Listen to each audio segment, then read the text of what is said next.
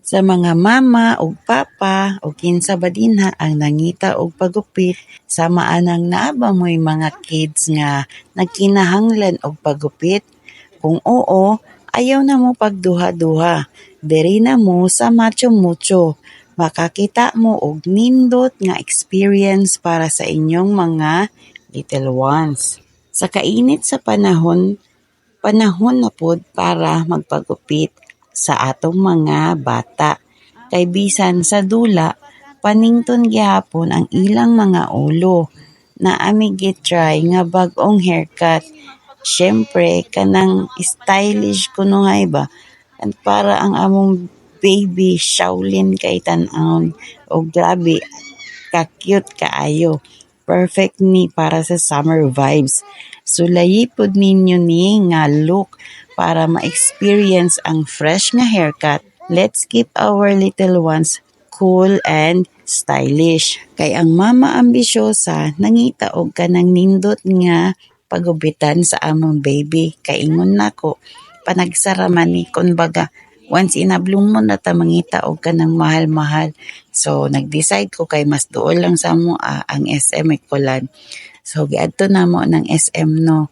Pagkahuman amo nang gituyok-tuyok, nangita mi, nag-inquire mi, nag-canvas mi kung pila ang mga prices. Siyempre, naa dito ang kanang sikat nga barbershop pero siyempre may kamahalan.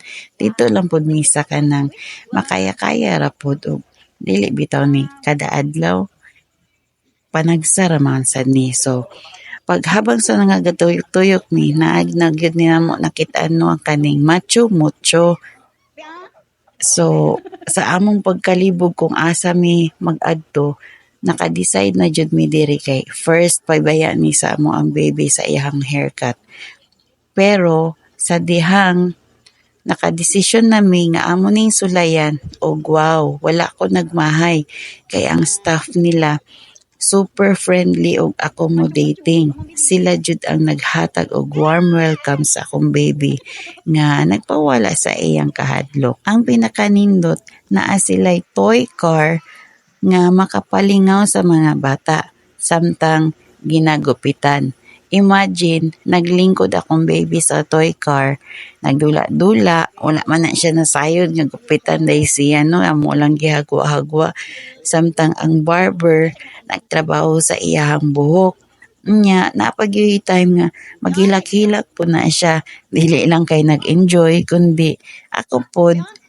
Pero syempre, bantayan lang nato sila para sa ilahang safety, naamanay ka ng seatbelt.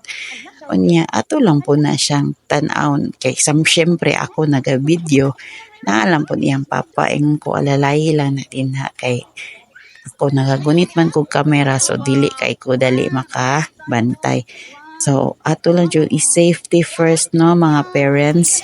Ang experience sa first haircut sa barbershop kay nindot kaayo. Ang mga staff kay maayong mo handle sa bata. Unya, nalingaw po sila kay baby nung kay syempre bilog daw kaayo iyang ulo. Nya, syempre ang ilahang staff dito pareho po sa iya upaw po. Duha na daw sila upaw. Nalingaw lang dyan sila pati katong gigupitan nalingaw po sila tanaw kay baby. Kay ang atmosphere kay relaxing po. Dili lang haircut ang inyong makuha kundili usa pod ka memorable na moment para sa inyong pamilya. So, kung kamo nagplano mo magpagupit sa inyong mga kids, ayaw na paglangan.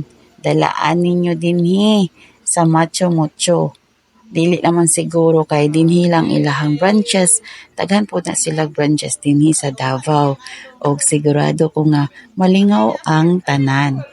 So, let's make those first haircut memories unforgettable. So, magkita arata no sa pagbalik na mo o I hope na pod mo dito kay aron magkahimamat pud ta. Daghang salamat.